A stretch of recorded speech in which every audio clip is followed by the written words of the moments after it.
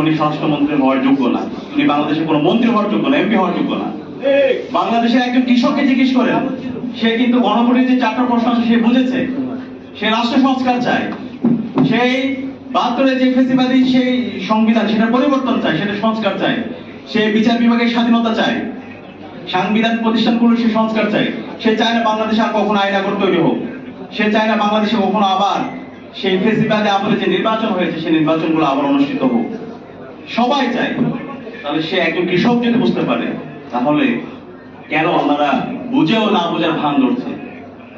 তাদের চোখ থাকার পর আমাদের কাছে তার মনে হচ্ছে তারা অন্ধ, কান থাকার পরও আমাদের কাছে মনে হচ্ছে তারা এখন বধির হয়ে গেছে।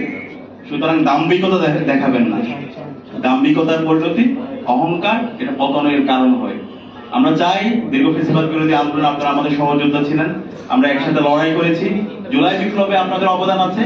সুতরাং বিগত সময়ে আপনারা যে কমিটমেন্ট দিয়েছেন সংবিধান সংস্কার জন্য, আপনাদের যে প্রস্তাবনাগুলো ছিল, জাতির যে প্রস্তাবনা, সেই প্রস্তাবনার আলোকে নিজেদের সবাইকে সাথে নিয়ে রাষ্ট্র গঠনের এই প্রক্রিয়ায় সবাই ঐক্যবদ্ধভাবে কাজ করেন।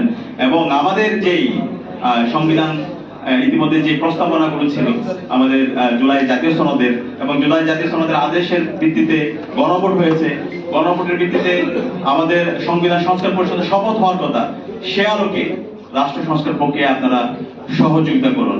আমরা একই সাথে বলতে চাই, এই জুলাই বিপ্লবের এখানে আমরা যারা সম্পৃক্ত হয়েছি, এখানে সবাই রাজনৈতিক দলের, তারা শুধু রাজনৈতিক দলের অংশ না, এখানে সর্বস্তরের নাগরিকরা, সর্বস্তরের ছাত্ররা সবাই এখানে সম্পৃক্ত হয়েছে। একদম স্কুলের শিক্ষার্থী থেকে শুরু করে একদম যারা প্রবীণ আছে, সর্বস্তরের মানুষরা এখানে সম্পৃক্ত হয়েছে।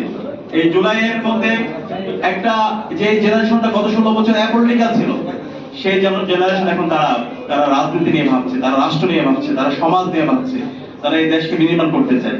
সুতরাং এই জেনারেশন যতদিন বেঁচে থাকবে, তারা এই রাষ্ট্র বিনির্মাণ না হওয়ার পর্যন্ত তারা থামবে না, তারা তাদের সংগ্রাম, তারা লড়াই জারি রাখবে। প্রয়োজনে যদি আবার জুলাই নেমে আনতে হয়, তারা আবার জুলাই রাজপথে আমরা আবার নামার জন্য আমরা প্রস্তুত আছি। আমরা আশা করব সরকারের জায়গা থেকে দায়িত্বশীল আচরণ করবে, এবং যে জনরায় এসেছে গণভোটে, সেই জনরায়কে যেন তারা মেনে নেয়। এই জুলাই একটা বিপ্লব, আমরা এটাকে বিপ্লব বলতে চাই। অনেকে এটাকে বিভিন্নভাবে আজকে আমরা দেখতে পাচ্ছি, এটাকে এমনভাবে ফ্রেমিং করছে যাতে একটা আন্দোলনের মতো, যে বলশেবিক বিপ্লবের মাধ্যমে আমরা দেখতে পেয়েছি পুরো একটা রেডিক্যাল চেঞ্জ। মুসলমানরা রোম সাম্রাজ্য বিজয়ের পরে একটা রেডিক্যাল চেঞ্জ। আমরা চাই এই জুলাই বিপ্লবের মতো বাংলাদেশের সামগ্রিক জায়গায় আমাদের বিচার বিভাগ, আমাদের সংবিধান, আমাদের রাষ্ট্র ব্যবস্থা এবং সব জায়গায় আমূল পরিবর্তন আসবে, এবং সে জায়গায় জুলাই সনদের যে আইনি ভিত্তি, জুলাই সনদের যে আদেশ, সে আদেশ বাস্তবায়ন হবে, এবং সে ভিত্তিতে একটি ইনসাফ ভিত্তিক বাংলাদেশ, শহীদদের আকাঙ্ক্ষার আলোকে বাংলাদেশ বিনির্মাণ হবে। সে উদাত্ত আহ্বান জানিয়ে আমি আমার কথা